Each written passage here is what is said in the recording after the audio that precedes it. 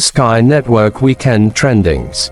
It was elimination night for the Cincinnati Reds on Wednesday night in Great American Ballpark. With their first loss of the season to the Atlanta Braves, 7-1, the Reds were officially denied a National League wild card spot in the playoffs. The only goal left is a .500 season, but with a 74-79 record, the Reds must win 7 of their final 9 games to accomplish that meager goal. As so often has happened in the second half of this season, the Reds received fantastic work from the starting pitcher, only to have the bullpen implode. Jakob Junis held the Braves to 1 run and 2 hits over 6 innings and turned a 1-1 game over to the bullpen.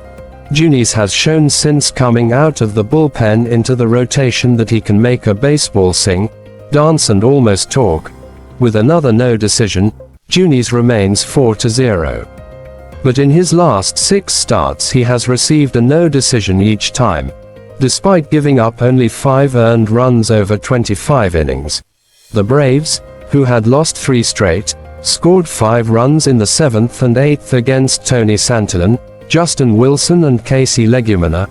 Both Santillan and Wilson gave up home runs to the first batter they faced. It began in the top of the 7th with Santillan facing Marcell Ozuna, who had not driven in a run in 19 games and hadn't homered in 26 games.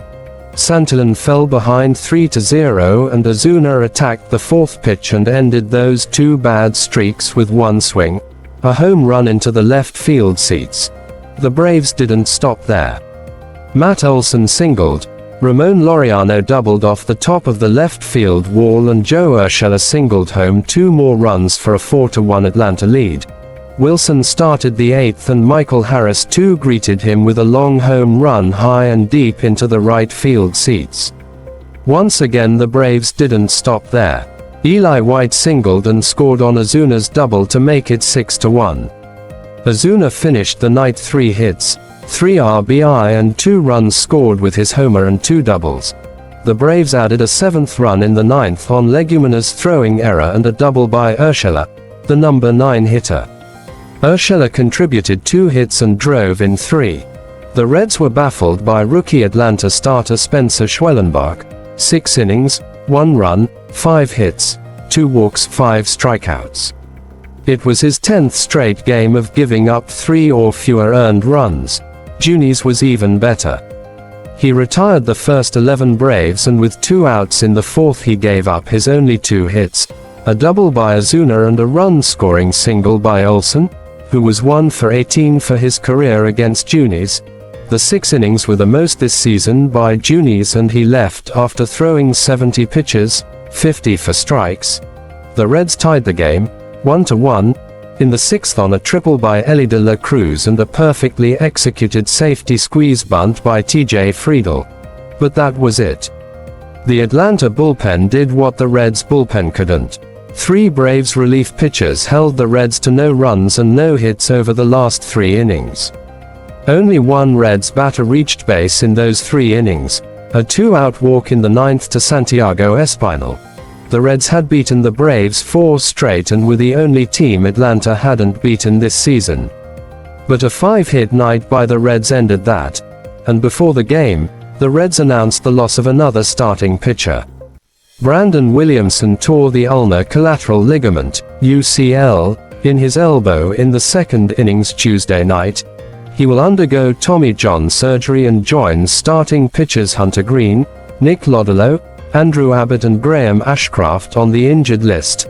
The Reds finished the 3-game series versus the Braves Thursday afternoon at 1:10, then finished the home portion of the schedule over the weekend against the Pittsburgh Pirates, a battle for last place in the National League Central. What's the incentive? Avoiding last place. They have to put on a uniform and they turn on a bunch of expensive bright lights, so why not play hard? Private companies and individuals risk going to jail for paying below $70,000 minimum wages to their employees' federal government.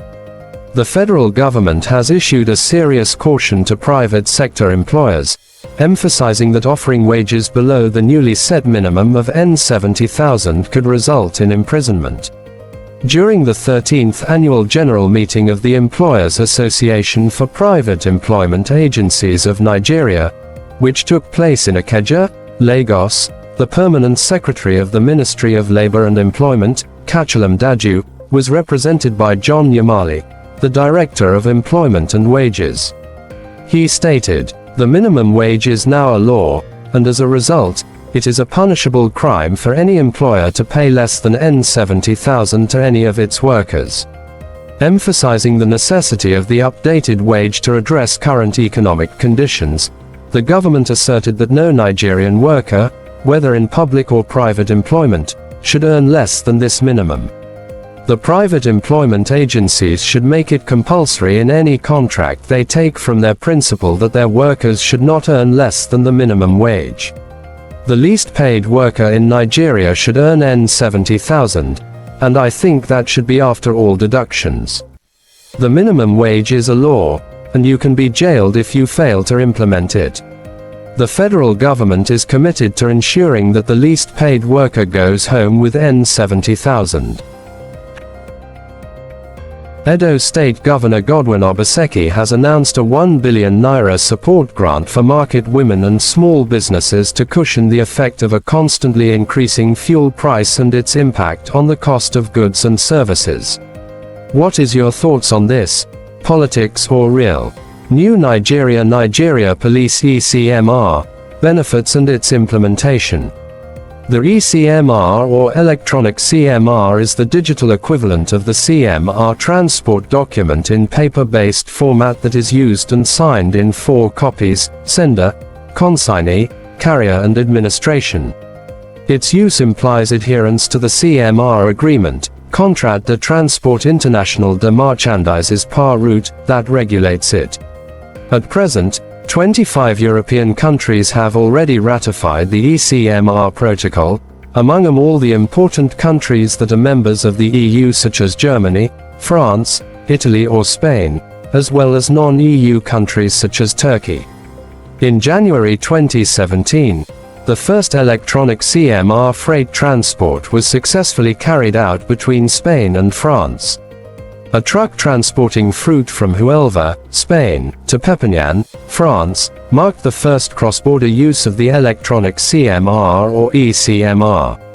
EFCC give reasons why they didn't attend to former Governor Yahaya Bello when he reported at their commission office. They said, upon realizing that Bello came with the governor and some dignitaries, the executive chairman directed that no official should attend to him. His manner of coming to EFCC was a breach of our protocol. No Nigerian, no matter how highly placed, is expected to come for an invitation in a convoy of vehicles and with a sitting governor. To the EFCC, he came with grandeur which is contrary to our procedures. There are stages of documentation which Bello skipped because he was with the governor who has immunity. The EFCC also did not invite the governor. So, what was the basis for accompanying Bello to our headquarters in Abuja? We have not been comfortable with the roles of the governor in this case. After fulfilling all procedures of documentation, Bello was expected to come with his lawyers and not a governor or politically exposed persons, PEPs. We cannot be intimidated or subject our system to political pollution. This made the executive chairman of EFCC to direct that no official should attend to Bello. He must undergo due process like every invitee. The commission was unhappy with the preemptive propaganda in the media by Bello's team which had created false impressions. There was a narration that the ex-governor was already in EFCC's custody. A source told The Nation,